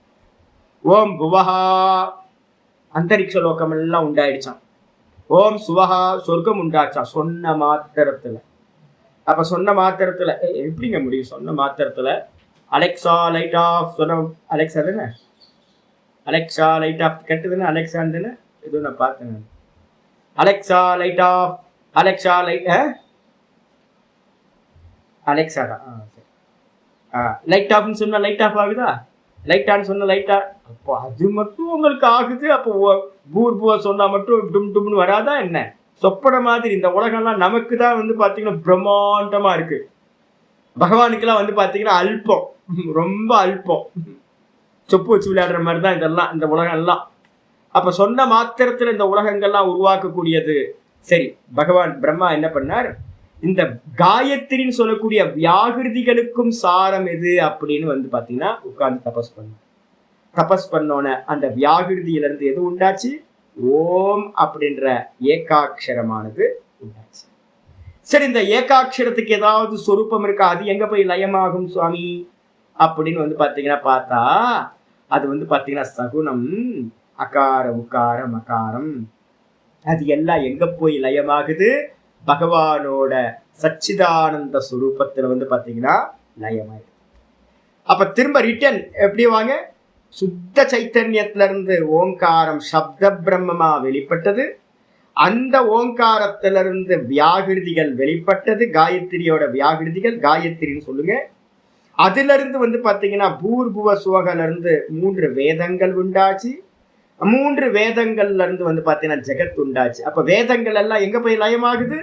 வேதங்கள் எல்லாம் அந்த சப்த பிரம்மன்ற ஓங்காரத்துல லயமாயி அந்த ஓங்காரம் சுத்த சைத்தன்யத்துல லயத்தை அடையும். இது எப்படி இருக்கு சுவாமி அப்படின்னா, வேதங்கள்லாம் நதிகள் மாதிரி, நதிகள்லாம் எப்படி வந்து பாத்தீங்கன்னா சாகரத்துல போய் ஒன்று கலக்கின்றனவோ அதே மாதிரி எல்லா வேதங்களும் பகவான் இடத்துல என்ன ஆகுது? லயத்தை அடைகின்றன, நதி மாதிரி. ஆச்சாரிய சொல்றார், ஸ்ருதயா எல்லா ஸ்ருதிகளும் 1180 கிளைகள். ஆனா வந்து பாத்தீங்கன்னா நம்ம வேதத்தை நமக்காக பகவான் பிரிச்சு கொடுத்தார் வியாசர் 1180 ஷாக்கான்னு. ஆனா வாஸ்தவத்துல என்ன இருக்கு? அனந்தோவை வேதாகா, வேதங்களுக்கு வந்து பாத்தீங்கன்னா அளவே இல்லை, அனந்தம். அப்ப அனந்தமா இருக்கிற வேதங்களை வந்து பாத்தீங்கன்னா எங்க போய்? நதிகள். நதிகள் எப்படி? சாகரத்துல சாகரத்துல ஒன்று கலப்பது போல அத்திர நிதியந்தே பகவான் இடத்துல போய் என்ன ஆகுது? எங்க போய் முடியுது? எல்லா வாக்கும் மௌனத்துல போய் முடியுது, சொரூபத்துல போய் லயம் ஆகுது. அந்த சொரூபமா இருக்கக்கூடிய பகவானுக்கு பேரு சுத்தி சாகரக. நிதி அந்தே அப்படின்றதுக்கு அர்த்தம் எல்லாம் போய் லயத்தை அடைகின்றது, ஒன்று சேர்கின்றது. அதனால பகவானுக்கு பேரு சுத்தி சாகரகன்னு பேரு. இந்த 28வது ஸ்லோகத்துல 9 நாமங்கள் சொல்லப்பட்டிருக்கு. ஓம் விருஷாஹினே நமஹ, ஓம் விருஷபாய நமஹ, ஓம் விஷ்ணவே நமஹ, ஓம் விருஷபர்வணே நமஹ, ஓம் விருஷோதராய நமஹ, ஓம் வர்தனாய நமஹ, ஓம் வர்தமானாய நமஹ, ஓம் விவிக்தாய நமஹ, ஓம் ஸ்ருதிசாகராய நமஹ. 29வது ஸ்லோகம் வந்துருங்க. சங்கர பாஷ்யத்தோட ஆர்டர்ல 42வது ஸ்லோகம். ஓம் சுபுஜோ துர்தரோ வாக்மி, சுபுஜோ துர்தரோ வாக்மி, மகேந்திரோ வசுதோ வசுஹோ, மகேந்திரோ வசுதோ வசுஹோ, நைகரூபோ ப்ருகத்ரூபஹ, நைகரூபோ ப்ருகத்ரூபஹ, शिपिविष्ट प्रकाशनः, शिपिविष्ट प्रकाशनः, सुभुजो दुर्धरो वाग्मी, महेन्द्रो वसुदो वसुः, नैकरूपो बृहद्रूपः, शिपिविष्ट प्रकाशनः. सुभुजो சுந்தர புஜம். சுபுஜோன்றதுக்கு அர்த்தம் அழகான புஜங்கள். கிருஷ்ணருக்கு பாருங்க, எப்பவுமே வந்து பாத்தீங்க அப்படின்னா கிருஷ்ணரும் ராமரும் வந்து பாத்தீங்கன்னா தோல் கண்டார் தோலே கண்டார். ராமரை பார்க்கும்போது வந்து பாத்தீங்கன்னா சொல்லுவார், பகவானோட ஷோல்டர் வந்து பாத்தீங்கன்னா அவ்வளவு அற்புதமா இருக்கும். ராமருக்கும் அதே மாதிரிதான் கிருஷ்ணருக்கும். ஏதோ ஒரு விசித்திரம், எந்த ஒரு ஆர்டிஸ்ட் வரைஞ்சாலும் அப்படிதான் இருக்கு. எந்த ஒரு சிற்பி வந்து பாத்தீங்கன்னா பகவானை வந்து பாத்தீங்கன்னா வடிவமைச்சாலும் என்ன இருக்குன்னா பகவானோட அந்த ஷோல்டர் வந்து பாத்தீங்க அப்படின்னா அற்புதமா இருக்கும். அந்த கைகள் இருக்கு பாத்தீங்களா, கை, ஐயோ கையா பகவானுக்கு இருக்கிற கை ஒரு அழகு இருக்கு, என்ன அழகா இருக்கு, சௌந்தரியமா இருக்கு. அப்ப சுபுஜோன்றதுக்கு அர்த்தம் வந்து பாத்தீங்கன்னா சுந்தரமான புஜங்களை கைகளை உடையவர். அதனால அவருக்கு பேரு சுபுஜகான்னு பேரு பகவானுக்கு. வர்தரோ அப்படின்னா துர்தரோ. துர்தரோ அப்படின்னா என்ன அர்த்தம் அப்படின்னு கேட்டீங்கன்னா அவரை தாங்கிறதுலாம் கஷ்டம் சாமி. யாரு? தரம் அப்படின்னா தாரயதி இதி தரஹா, தாரணம் பண்றதுக்கு பேரு தரஹான்னு பேரு. துர்தர அப்படின்னா ரொம்ப துக்கேன தரஹ, ரொம்ப கஷ்டப்பட்டு தான் பகவானை தாங்க முடியும். ஆதிசேஷன் வந்து பாத்தீங்க அப்படின்னா என்ன பண்றார்? விஷ்ணு புராணத்துல ஒரு கதை வருது. ஆதிசேஷன் வந்து பாத்தீங்கன்னா சகிக்க முடியல பகவான் வந்து பாத்தீங்கன்னா சகிக்க முடியாம இருக்காரு. பகவான் வந்து குண்டு கட்டா இருக்காரு. குண்டு கட்டா வந்து குண்டை, சரியான குண்டை. இவர் வந்து பாத்தீங்கன்னா தவிக்க முடியாம என்ன பண்றாரு? சாமி சாமி வெயிட்டா இருக்கு சாமி, என்னால உங்களை சுமக்க முடியல சாமி அப்படின்னா, ஒன்றும் கவலை இல்லை படாத, இனிமே ஈஸி ஆயிடும் அப்படின்ட்டு பகவான் வந்து பாத்தீங்கன்னா அனுகிரகம் பண்றார். ஆனந்தமா தூக்கிட்டு இருக்கார். அதுக்கப்புறம் ஒரு நாள் என்ன ஆகி போச்சு, இது நடந்து ரொம்ப நாள் ஆச்சு, இவர் அனுகிரகம் பண்ணிட்டார், ஒன்றும் பிரச்சனை இல்லை, இனிமே நீ உனக்கு வெயிட் இருக்காது, நான் பார்த்துக்கிறேன் அப்படின்ட்டார். இவர் ரொம்ப ஈஸியா. கொஞ்ச நாள் ஆக ஆக ஆதிசேஷனுக்கு ஒரு பெரிய கர்வம் வந்துச்சான். என்னன்னு கேட்டீங்கன்னா, சாமியே நான் தான்ப்பா தூக்குறேன் அப்படின்ட்டு வந்து வெளியில போய் என்ன பண்ணாரு, காசிப் பண்ண ஆரம்பிச்சாராம்.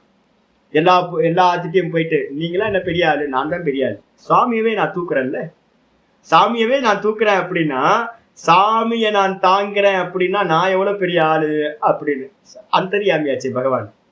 இவருக்கு அகங்காரம் வந்து இது மாதிரி பேசுறாருன்னு தெரிஞ்ச உடனே, சரி சரி உனக்கு ஒரு பாடம் கொடுக்கலாம் அப்படின்னு திரும்ப என்ன ஆயிட்டாரு, வெயிட் ஆயிட்டாரு. இவர் வந்து பாத்தீங்கன்னா காசிப்லாம் பண்ணிட்டு வந்து சாமிகிட்ட பாக்குறாரு, பார்த்தா தூக்கவே முடியல, நம்ம இரும்பு மாதிரி ஆயிட்டாரு சாமி, ஒன்னும் பண்ண முடியல. அப்ப வந்து பாத்தீங்கன்னா நசுங்க ஆரம்பிச்சிட்டாராம். நசுங்க ஆரம்பிச்சாரு, வெயிட் தாங்க முடியாம நசுங்க நசுங்க நசுங்க. அப்ப வந்து ஐயோ ஐயோ ஐயோன்னு கத்த ஆரம்பிச்சிட்டார். உயிர் போகிற மாதிரி வந்து பகவான் வெயிட் ஆக ஆக கத்த ஆரம்பிச்சிட்டாராம். கத்த ஆரம்பிச்சாரு, சாமி சாமி காப்பாத்துங்க காப்பாத்துங்க காப்பாத்துங்க. சுவாமி சொன்னாராம், ஓ ரூபத்துல இருந்துகிட்டு என்ன தாங்கிறதே நான் தான்ப்பா, நீ தெரியாம இருக்க. விஷ்ணு புராணத்துல அருமையான ஒரு ஸ்டோரி, ராமானந்த சுவாமி அடிக்கடி சொல்லுவார். என்னன்னா, ஓ ரூபத்துல இருந்துகிட்டு, ஓ ரூபத்துல, அதாவது ஆதிசேஷ ரூபத்துல இருந்துகிட்டு, அனந்த ரூபத்துல இருந்துகிட்டு நான் தான் தாங்குறேன், நீ நினைச்சுக்கிட்டு இருக்க நான் தாங்குறேன்னு, நான் தாங்கல, நான் தான் தாங்குறேன் ஓ ரூபத்துல இருந்திருக்குன்னு அறிவு கொடுத்தார். பூர்ண ஞானம் இவருக்கு வந்துச்சு. இப்போ வந்து பூர்ண ஞானியா தான் ஆதிசேஷன் வந்து பாத்தீங்கன்னா இருக்காரு. அதனால வந்து பாத்தீங்க அப்படின்னா யாரு கஷ்டப்பட்டு தாங்கக்கூடியவரா, அதனால அவருக்கு பேர், பகவானுக்கு பேர் வந்து பாத்தீங்கன்னா சகிக்க முடியாது பகவான, வெயிட் ரொம்ப வெயிட். இலகுன மனசு இருந்தாதான், கருணையும் பக்தியும் நல்ல குவாலிட்டிஸ் இருந்தா மட்டும்தான் பகவானை தாரணம் பண்ண முடியும், இல்லைன்னா பகவானை தாரணம் பண்ண முடியாது. அதனால வந்து பாத்தீங்கன்னா துர்தரக, துர்தரன்னு அர்த்தம் துக்கேன தரக, ரொம்ப கஷ்டப்பட்டு தான் பகவானை தாரணம் பண்ண முடியும். ஈஸியா வந்தோம் சாமி, ஒரு வருஷம் ஆச்சு சாமி, 2 வருஷம் ஆச்சு சாமி, இன்னும் எனக்கு வந்து பாத்தீங்கன்னா பகவானை பிடிக்க முடியல. ஆமா 2 வருஷம். ஒவ்வொரு ரிஷிமார்களும் வந்து பாத்தீங்கன்னா 1000 ஜென்மத்தை கொடுத்துட்டு காத்துக்கிட்டு இருக்காங்க. ஈஸியா பிடிச்சிடறதுக்கு நமக்கு வந்து பாத்தீங்கன்னா முடியுமா என்ன? கஷ்டப்பட்டு தான் பகவானை நிப்பாட்டணும். ராம் ராம் ராம் ராம் சொன்னா வந்து ஊர் மேய போகுது இந்த மனசு, கண்ட விஷயங்களுக்கு போய் மேயுது, மாடு மாறி போய் மேய்ஞ்சிக்கிட்டே இருக்கு மனசு. வந்து பாத்தீங்கன்னா ஒரு விஷயத்துல ராம் ராம் ராம் ராம்னா நிக்க முடியல. ஏன் ராமனை தாங்க முடியல? ராமனை தாங்கிறதுனா அவ்வளவு ஈஸிலாம் இல்லை. கிருஷ்ணா கிருஷ்ணா கிருஷ்ணானா வேற வேற கிருஷ்ணனுக்குலாம் போதோலி, இந்த கிருஷ்ணன்ல நிக்க மாட்டேங்குது மனசு. அப்ப கிருஷ்ணனை தாங்கிறது, பகவானை தாங்கிறதுலாம் அவ்வளவு ஈஸி இல்லைங்க, ரொம்ப கஷ்டம். அதனால அவருக்கு பேர் துர்தரகான்னு பேர். வாக்மி, வாக்மினா என்ன சுவாமி அப்படின்னு கேட்டீங்கன்னா, வேத வடிவான வாக்கை உடையவர். வாக்கு வந்து பாத்தீங்கன்னா வேதமே பகவானோட வாக்கா இருக்கு, வேத வடிவான வாக்கை உடையவர். அதனால அவருக்கு பேர் வாக்மின்னு பேர். மகேந்திரோட என்ன சுவாமி அர்த்தம் அப்பன்னா, மக மகஸ்ச அசோ இந்திரஸ்ச மகேஸ்வரக, இந்த உலோகத்தில் இருக்கிற ஈஸ்வரனுக்கெல்லாம், இந்திரன்னா ஈஸ்வரன் அர்த்தம், தலைவன் அர்த்தம். தலைவனுக்கெல்லாம் தலைவன், தலைவனுக்கெல்லாம் தலைவன், ஈஸ்வரனுக்கெல்லாம் ஈஸ்வரன். அதான் நம்ம சம்ஸ்கிருதத்துல சொல்லும்போது ஈஸ்வரன் தலைவன், எல்லா தலைவர்களுக்கும் மேலான தலைவரா இருக்கிறதுனால. அதனால நான் சொன்னேன்ல, நான் பாடம் எடுக்கும்போது நாங்க வந்து பாத்தீங்கன்னா இதுக்கே வந்து பாத்தீங்கன்னா நவகிரகத்துக்கு போகவே மாட்டோம், பிரதான தேவத்தை மட்டும்தான் பார்ப்போம் இல்லையா. நவகிரகத்தை வந்து பாத்தீங்கன்னா சைட்ல கூட பார்க்க மாட்டோம். ஆனா பாருங்க, லோகத்துல இருக்கவங்க பாருங்க, எல்லாம் நவகிரகத்துல தானே சுத்தி வந்துட்டு இருக்கோம். நாள் என்ன செய்யும் கோல் என்ன செய்யும் நாதன் உள்ளிருக்கையில். அப்ப சதா பகவானை பிடிச்சிட்டோம் அப்படின்னா இந்த கோலும் நாளும் ஏதாவது பண்ணுமா அப்படின்னு கேட்டீங்கன்னா, கோலும் நாளும் ஒன்னும் பண்ணாது. அதனால வந்து பாத்தீங்க அப்படின்னா பகவான் வந்து பாத்தீங்கன்னா இந்திரன், ஈஸ்வரர்களுக்கெல்லாம் ஈஸ்வரன். சனீஸ்வரன் ஏதாவது பண்ணுவாரா சுவாமி அப்படின்னு கேட்டா, சனீஸ்வரனுக்கும் ஈஸ்வரனா பகவான் இருக்கார், அவரை பிடிச்சா போதும், சனி பகவான் ஒன்றும் பண்ண மாட்டார். அதுக்கப்புறம் வந்து பாத்தீங்கன்னா வசுதஹா, ரொம்ப அற்புதமான நாமம். வசுனா வெல்த்னு அர்த்தம். வசு, வசுனா என்ன அர்த்தம்? வெல்த்துக்கு பேர் வந்து பாத்தீங்கன்னா வசு அப்படின்னு பேர். த ததாதீதி த, வசுன்ற செல்வத்தை கொடுக்கறதுனால இந்த லோகத்துல இருக்கிற எல்லா செல்வமும் என்ன அப்படின்னு கேட்டீங்கன்னா பிராணனுடைய அனுகிரகம். பிராணன் இல்லை அப்படின்னா என்ன பண்ண முடியாது, எந்த வெல்த்தும் இந்த உலகத்துல உண்டாயிருக்காது, எல்லாம் பிராணனோட. பிராணன் தான் வந்து பாத்தீங்கன்னா ஆதித்ய ரூபத்துல எனர்ஜியாவும், சந்திர ரூபத்துல வெல்த்தாவும் இருக்கு. இந்த லோக்கத்துல இருக்கிற எல்லா வெல்த்தையும் யாரு கொடுக்குறா அப்படின்னு கேட்டீங்கன்னா பகவான் கொடுக்குறாரு. அதனால அவருக்கு பேர் வசுதா அப்படின்னு பேர். அது அப்புறம் வசு. சரி, அந்த செல்வம் யாரு சுவாமி அப்படின்னா அவர் தான் செல்வமாவே இருக்கார். இந்த லோக்கத்துல பாத்தீங்கன்னா இப்ப நான் எனர்ஜியா பேசிட்டு இருக்கேன். அந்த எனர்ஜி யாரு? பகவான் பிராண ரூபத்துல எனர்ஜியா இருக்கார். ஏன் இந்த எனர்ஜி எனக்கு கிடைச்சது அப்படின்னு கேட்டு நான் மத்தியானம் நல்லா சாப்பிட்டு இருக்கேன். அந்த ஃபுட்டா யாரு இருக்கா?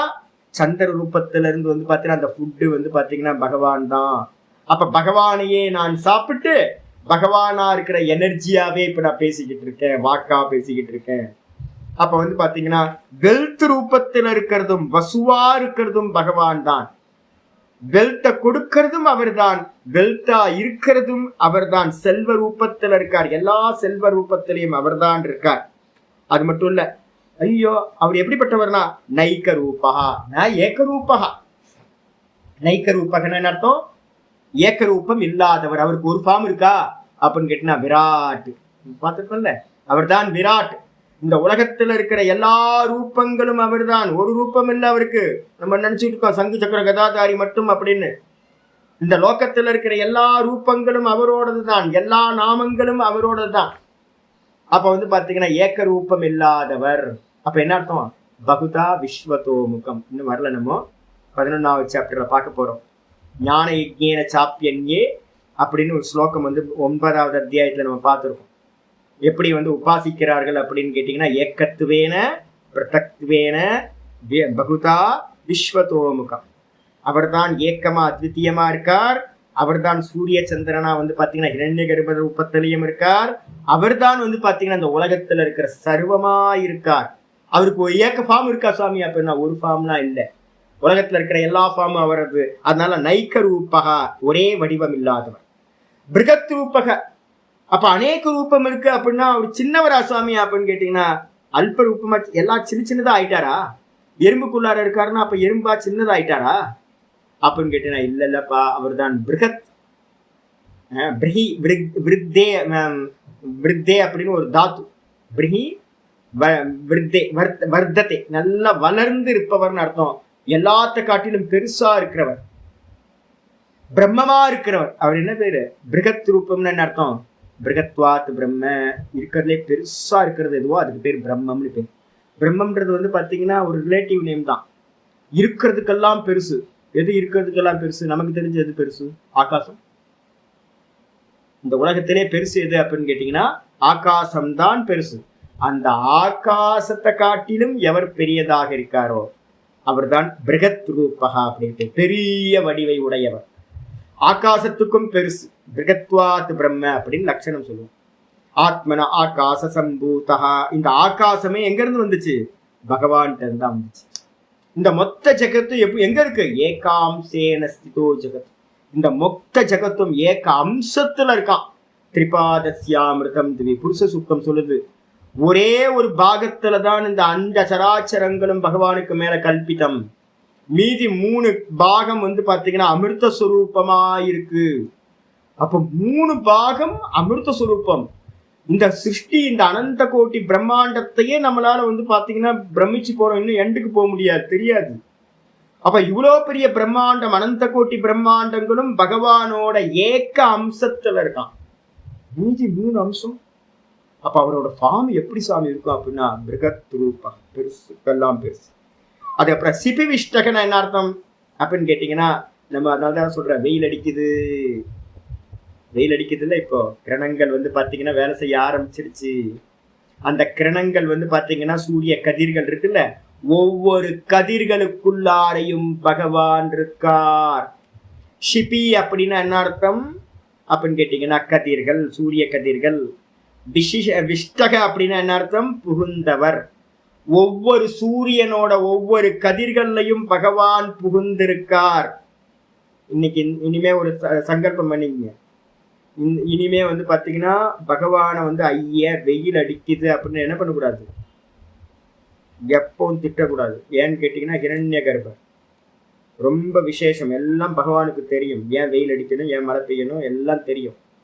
வெயில் மட்டும் இல்லை அப்படின்னா நம்ம எல்லாம் பங்கஸ் செத்து போயிடுவோம். சரிங்களா உங்களுக்கு?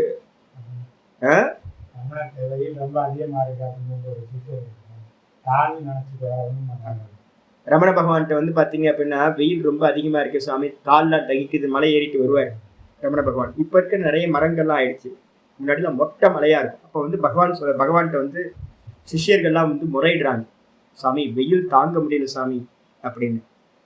வெயில வந்து நான் நினைச்சுக்கோ, வெயில நான் என்று நினைத்துக்கொள், அப்போ வந்து பாத்தீங்கன்னா உனக்கு வெயில் சகிப்பு தன்மை ஈஸியா வந்துடும், உனக்கு வந்து கஷ்டப்படுத்தாது. இப்ப நம்ம என்ன பண்ண போறோம் அப்படின்னு கேட்டீங்கன்னா, வெயில என்ன பண்ண போறோம், பகவான் கிருஷ்ணர் தான் வந்து பாத்தீங்கன்னா வெயிலோட ஒவ்வொரு கதிர்கள்லயும் அவர் தான் உட்புகுந்திருக்கார்.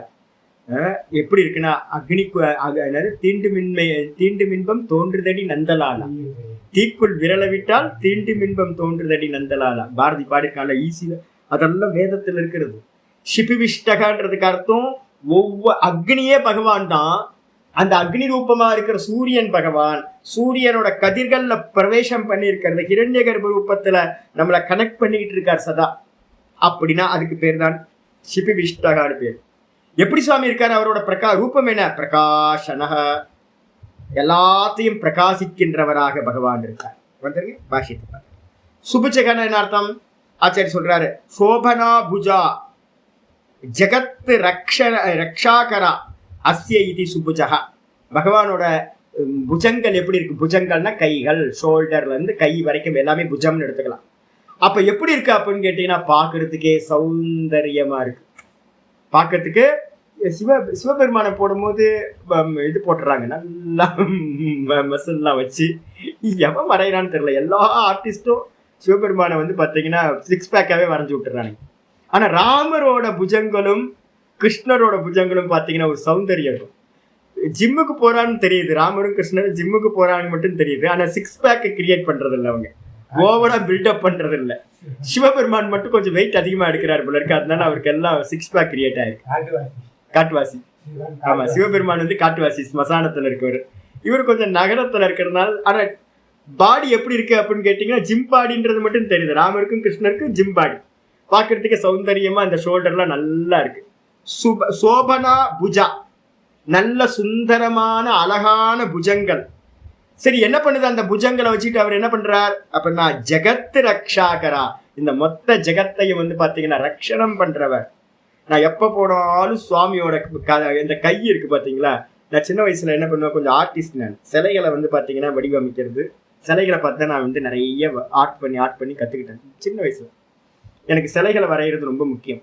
இந்த சிலைகளை வரைகிறதுல வீட்டுக்குள்ளார நான் என்ன பண்ணியிருக்கேன் அப்படின்னா, சின்ன வயசுல 13-14 வயசுல இருக்கும்போது இந்த அபயஹஸ்தம் இருக்குல்ல, அது முக்கியமா வந்து பெருமாளோட அபயஹஸ்தம். நீங்க மற்றவங்களோட அபயஹஸ்தத்துக்கும் பெருமாளோட அபயஹஸ்தம் பாத்தீங்கன்னா குண்டா திரண்டு போயிருக்கும். அதுல வந்து பாத்தீங்கன்னா அதை வரைகிறது வந்து பாத்தீங்கன்னா அவ்வளவு நல்லா இருக்குங்க. நான் வீடு ஃபுல்லா வந்து பாத்தீங்கன்னா அந்த அபயஹஸ்தத்தையா வரைஞ்சி வச்சிருக்கேன். சௌக்கியமா இரு சுவாமி, நான் இருக்கேன் அப்படின்ற மாதிரி. எப்ப பார்த்தாலும் நான் இப்ப கோயிலுக்கு போனாலும் வந்து பாத்தீங்கன்னா முதல்ல அபயஹஸ்தம், அதுக்கப்புறம் வரதஹஸ்தத்தை வந்து பாத்தீங்கன்னா பாக்குறேன். இந்த ரெண்டு கையும் வந்து பாத்தீங்கன்னா பாக்குறதுக்கு என்ன சௌமியமா இருக்கும். அப்ப இந்த கரம் எப்படிப்பட்டதா இருக்கு அப்படின்னு கேட்டீங்கன்னா, ஜெகத் ரக்ஷாகரா, இந்த உலகத்தை காக்கக்கூடியதாக அஸ்ய இவரிடம் இருப்பதால் அவருக்கு பேரு சுபுஜகான்னு பேரு. துர்தரகன என்ன அர்த்தம், ஆச்சரிய சொல்றாரு, பிருத்திவியாதீனி அபி லோக தாரகாணி அந்நேர் தாரயித்தும் அசக்கியானி தாரயன். இந்த உலகத்தை வந்து பாத்தீங்கன்னா பிருத்திவி முதலியவைகள் இருக்குல்ல, யாரு தாங்குறா, நம்மளை யாரு தாங்கிட்டு இருக்கா, நம்மளை எல்லாத்தையும் தாங்குறது இந்த பிருத்திவி தானே. இந்த பிருத்திவியை யாராவது தாங்க முடியுமா, யாராவது தாங்கி நிக்க முடியுமா இந்த பிருத்திவிய? முடியவே முடியாது. நம்ம எல்லாத்தையும் தாங்கக்கூடிய பிருத்திவி முதலிய அநேக தாரணம் பண்ணக்கூடிய தாங்கக்கூடிய ஆட்கள் நிறைய இருக்காங்க இங்க. எல்லா பஞ்சபூத்தங்களும் நம்ம தாங்கிட்டு இருக்கு.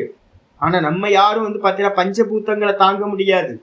அப்ப இந்த உலகத்தை தாங்கக்கூடிய பிருத்திவி முதலிய பஞ்சபூதங்கள் மாதிரி நிறைய இருக்கு, நம்மளால தாங்க முடியாது. அப்படிப்பட்டவைகளையும் கூட தாரயன் பகவான் என்ன பண்ணிட்டு இருக்காரு, இதை எல்லாத்தையும் தாரணம் பண்றாரு. எப்படி தாரணம் பண்றார், ஏகாம்சேன ஸ்திதோ ஜெகத். இந்த மொத்த ஜெகத்து எங்க பகவான் இது பண்றார், இந்த நம்ம சொல்றோம்ல நம்ம கோவர்தனகிரியை வந்து பாத்தீங்கன்னா என்ன பண்ணாரு, ஒரே விரல்ல போய் பார்த்தா தெரியுது ரகசியார்த்தம் வந்து நாரத இதுல வந்து பாத்தீங்கன்னா சொல்லுவாங்க. அந்த நம்ம வைஷ்ணவர்கள் வந்து பாத்தீங்கன்னா நம்ம நிறைய குருபாய்கள்லாம் வைஷ்ணவர்கள் பிருந்தாவனத்துல இருக்காங்க. அவங்க சொல்லுவாங்க என்னன்னு கேட்டீங்கன்னா கதை கதையா சொல்லுவாங்க கிருஷ்ணனை பத்தி. ஐயோ சொல்லும் போது வந்து சொல்லுவாங்க ஆக்சுவலா பகவான் தூக்கவே இல்லையா.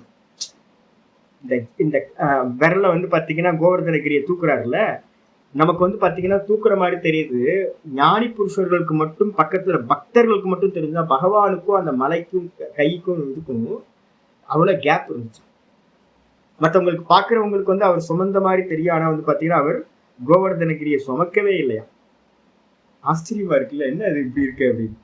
அப்ப வந்து பாத்தீங்க அப்படின்னா நம்மளுடைய எல்லாத்தையும் சுமக்கக்கூடியதா இருக்கக்கூடிய இந்த பஞ்சபூதங்களையும் நம்மளால தாரணம் பண்ண முடியாது. ஆனா பாகவன் என்ன பண்றார், இதை எல்லாத்தையும் ஏக்க அம்சத்துல ஒரு விரல் ஒரு நுனியில வந்து பாத்தீங்கன்னா எல்லாத்தையும் தாங்கினவரா அவர் இருந்துகிட்டு ந கேனச்சித்து தாரயித்தும் சக்தியக. ஆனா வந்து பாத்தீங்கன்னா அவரை வந்து பாத்தீங்கன்னா தாரணம் பண்ண முடியுமா? தாரணம் பண்ண முடியாத தாங்க முடியாத எல்லாத்தையும் அவர் தாரணம் பண்றார். ஆனா அவரை தாரணம் பண்றதுக்கு இந்த உலகத்துல வந்து பாத்தீங்கன்னா கேனச்சித்து ந தாரயித்தும் சக்திய, அவரை தாரணம் பண்றதுக்கு இந்த உலகத்துல ஒருத்தருக்கு முடியாது. அதான் ஆதிசேஷாவை இதை சொன்னேன் நான் கதையை, விஷ்ணு புராண கதையை சொன்னேன். ஆதிசேஷன் வந்து பாத்தீங்கன்னா சும்மா தாங்கிட்டு இருக்க மாதிரி போஸ் கொடுத்துக்கிட்டு இருக்க. வாஸ்தவத்துல பகவான் தான் ஆதிசேஷனா ரூபத்துல இருந்து அவருக்கு பலத்தை கொடுத்து தன்னையே தான் தாங்க வைக்கிறார். அப்ப யாருக்கும் இங்க வந்து பாத்தீங்கன்னா பகவானை தாங்குற சாமர்த்தியம் இல்லவே இல்லை அப்படின்னு வந்து பாத்தீங்கன்னா நேக்கேன சித்து தாரயித்தும் சக்தியாக இது துர்தரஹா. அவரை தாரணம் பண்றது வந்து பாத்தீங்கன்னா ரொம்ப கஷ்டம் சுவாமி. சின்ன வயசுல நான் ரொம்ப வெயிட்டா இருக்கேன், ரொம்ப குண்டு. இப்ப எப்படி இவ்வளவு லீட் ஆனதுன்னு தெரியல, இந்த மாதிரி போச்சு பாருங்க, அப்படியே தலைகளா போச்சு. முன்னாடி காலத்துல வந்து பாத்தீங்கன்னா அவ்வளவு வெயிட். எங்க அம்மா வந்து பாத்தீங்கன்னா பூர்வாசிரமத்துல அக்காவும் அம்மாவும் என்னை தூக்கி வச்சு எங்க மெனக்கெட்டு நான் வந்து பாத்தீங்கன்னா இடுப்புல உட்கார்ந்தேன் அப்படின்னா ஐயோ இவன் என்ன குண்டு கட்டா இருக்கானே இவனை தூக்க முடியலையேன்னு. எங்க போறதா இருந்தாலும் என்னை தூக்கிட்டு போறீங்களான்னு தான் கேட்பேன் நான் கண்டிஷன். அப்ப என்ன அர்த்தம்னா தூக்க முடியாது. சில குழந்தைங்கலாம் மெலிசா இருப்பாங்க, அழகா தூக்கிட்டு சாதாரணமா வந்துடலாம். சில குழந்தைங்கலாம் அப்படியே பேப்பர் வெயிட் மாதிரி இருப்பாங்க, இரும்பு குண்டு மாதிரி இருப்பாங்க, தூக்க முடியாது. அப்ப நம்மளையே ஒரு சின்ன குழந்தையா இருக்கும் போதே நம்மளால தூக்க முடியல, பகவானை தூக்குறது தாரணம் பண்றதெல்லாம் நினைச்சு பாருங்க. ஒரு 5 வயசு குழந்தைய தூக்குறதே கஷ்டமா இருக்கு. எருமாடு மாதிரி வளர்ந்துருந்தோம்னா என்ன ஆகும், தூக்க முடியாது.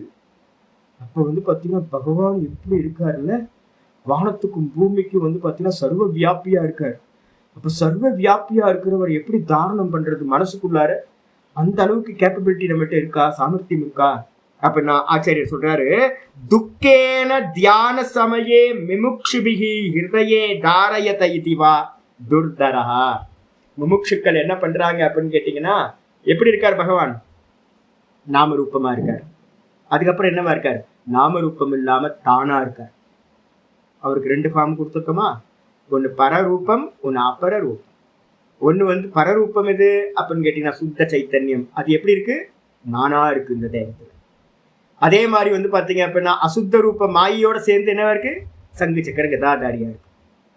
சங்கு சக்கர கதாதாரிக்கு வந்து பாத்தீங்கன்னா அந்த ரூபத்தையே மனசுல கொண்டு வர முடியலங்க. நான் உங்களுக்கு இப்ப தாரணம் சொல்லி கொடுக்குறேன்ல, தாரணம் பண்ணுங்கன்னு உங்களை வந்து ஏன் சொல்றேன்? நம்ம சதானந்த சுவாமி சொல்ற, சுவாமி எனக்கு வந்து கண்ணு முன்னா ரூபமே வரமாட்டேங்குது. பரவாயில்ல, முயற்சி பண்ணுங்க. ஒரு புது போட்டோவை கொண்டு வாங்க, நல்ல தெளிவான போட்டோவை வந்து வச்சு அதை அபியாசம் பண்ணுங்க. ஏன் அப்படின்னா நமக்கு தாரணம் பண்ணி பிராக்டிஸ் இல்லை. அதை வந்து பாத்தீங்கன்னா என்ன பண்ணணும், கண்டிப்பா தாரணம் பண்ணி தான் ஆகணும். நம்ம எடுத்தோன்னே தாரணம் வந்து பண்ணாம நம்ம வந்து நிர்குணத்துக்கு போய் சேர முடியாது. அதுக்காக தான் ஈஸ்வர ரூபம் வச்சிருக்கு. ஈஸ்வர ரூபத்தையே மனசுல கொண்டுட்டு வந்து ஒரு 10 நிமிஷம் 5 நிமிஷம் வந்து மனசுல வச்சு அதையே பார்த்துக்கிட்டு இருக்கணும்னா நமக்கு டக்குன்னு மனசு எங்கெங்கயோ போயிடுது. அவரை பிடிக்க முடியல, தாரணம் பண்ண முடியல.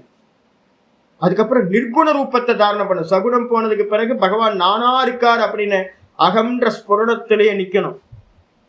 அப்ப யோகிகளுக்கு வந்து பாத்தீங்க அப்படின்னா தியான சமயே முமுக்ஷுபிகி, முமுக்ஷுக்களா இருக்கிறவங்களுக்கு தியான சமயத்துல ஹிருதயத்துல தாரயத்தை துக்கேன தாரயத்தை இது ரொம்ப கஷ்டப்பட்டு பகவானை வந்து பாத்தீங்கன்னா தாரணம் பண்றதுனால அவருக்கு பேரு துர்தரகான்னு பேர். தாரணம் பண்ணணுமா வேணாமா? தாரண தியான சமாதி போய் ஆகணும். இனிமே வந்து யோக சூத்திரத்துல தாரணையை பத்தி தான் ஆரம்பிக்க போறோம். தாரணம் பண்றதுக்கு என்ன பண்ணணும்னு போட்டிருக்கோம்? பிரத்யாகாரம்.